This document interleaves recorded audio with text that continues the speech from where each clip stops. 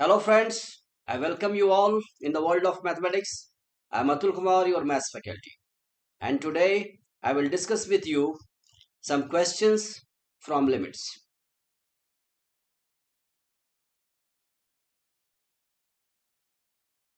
Evaluate x tends to infinity limit, integral part of x plus integral part of 2x plus plus integral part of nx whole divided by n square. Okay, इस limit को हमें evaluate करना है और हम यहाँ sandwich theorem को use करेंगे. ओके,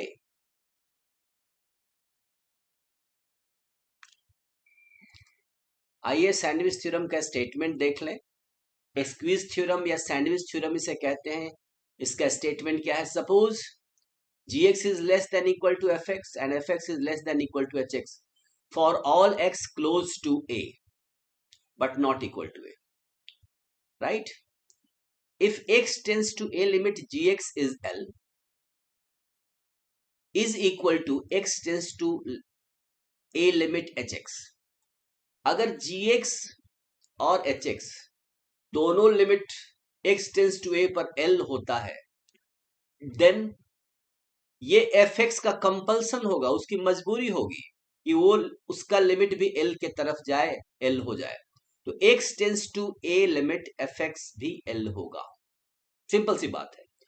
तो हर एक fx के लिए हम एक gx और hx ऐसा सेलेक्ट करते हैं कि gx का और hx का लिमिट फाइंड करना आसान हो. अगर fx कॉम्प्लेक्स है तो हम gx और hx इस तरह सेलेक्ट करते हैं कि gx और fx का लोअर बॉन्ड और अपर बॉन्ड हो जाए. ठीक है, तो सब कुछ डिपेंड यहां करता है सिलेक्शन पर. आइए इस क्वेश्चन को देखें. यहां पर सिंपल सी बात है, इंटीग्रल पार्ट ऑफ x. तो हम कोशिश करते हैं, fx हमारे पास है, ये जो दिया है ये है x tends to infinity limit fx, और gx का सिलेक्शन हम खुद करने वाले हैं. देखिए एक ही फैक्ट है यहां पर.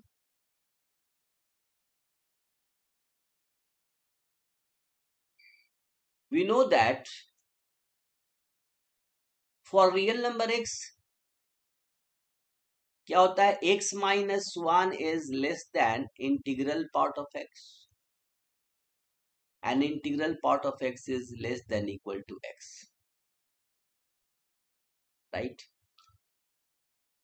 तो इसी चीज को 2x के लिए करें तो integral part of 2x will be strictly greater than 2x minus 1 and it would be less than equal to 2x. और इस प्रोसेस को हम ले जाएं कहां तक? n तक, राइट? तो nx minus 1 is less than integral part of nx and that is less than equal to nx. अब क्या करना है? इनको हम ऐड करें तो इधर क्या हो जाएगा? x minus 1 2x minus 1 up to nx minus 1. तो यहां पर हम x को कॉमन ले लें तो 1 plus 2 plus dot dot dot up to n, x into 1 plus 2 up to n, और 1 1 1 n टाइम्स रिपीट हो गया n, that is less than. यहां पर क्या हो गया? Integral part of x plus integral part of 2x plus dot dot dot plus integral part of nx और x plus 2x up to nx. तो x common लेते हैं, 1 x into 1 plus 2 plus dot dot dot up to n. Friends, हम लोग जानते हैं progression chapter के एक फॉर्मूले से कि 1 + 2 + 3 up to n. The sum of first n natural numbers is n into n plus 1 by 2. So we will use this here. तो अब यहां पर क्या आ जाएगा? x into n plus 1 by 2 minus n is less than equal to integral part of x plus integral part of 2x plus dot dot dot integral part of nx. Yes, and here again we will use that formula. So x into n plus 1 whole divided by 2, right? अब इस पूरे inequality को through out हम 1/n² से multiply करें, तो ऐसा करेंगे तो क्या आ जाएगा? x n into n plus 1 by 2n² minus n/n²,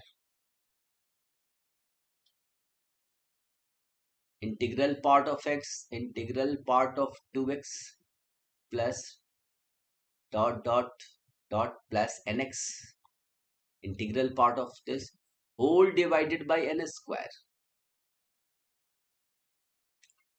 is less than equal to x into n plus 1 by 2n².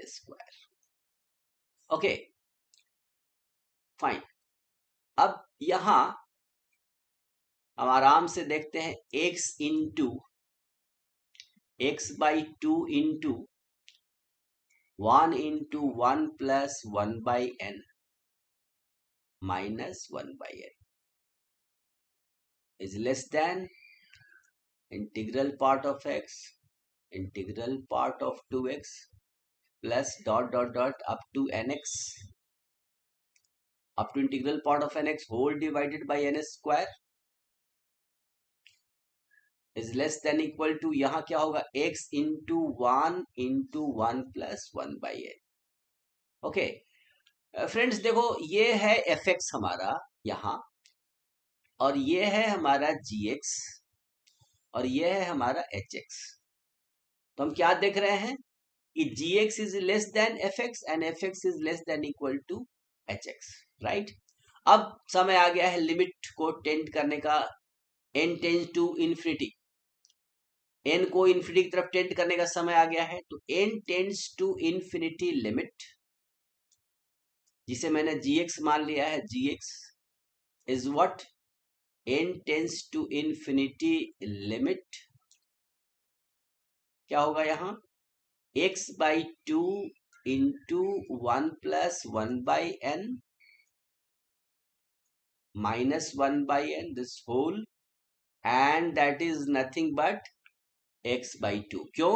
1 by n क्या हो जाएगा? यहाँ 0 हो जाएगा. तो x by 2 into 1 minus 0, that is x by 2. अब n tends to infinity limit hx पर बात करें, ये क्या होगा? तो ये होगा n tends to infinity limit x into 1 into 1 plus 1 by n. x tends to infinity limit 1 by n is 0, so ये हो जाएगा x into, यहाँ पर एक 2 है, तो ये भी है 2, और ये हो जाएगा यहाँ x by 2 into 1, that is x by 2. Okay, तो सैंडविच थ्योरम को अगर हम अप्लाई करें तो ये कह सकते हैं कि n tends to infinity limit fx,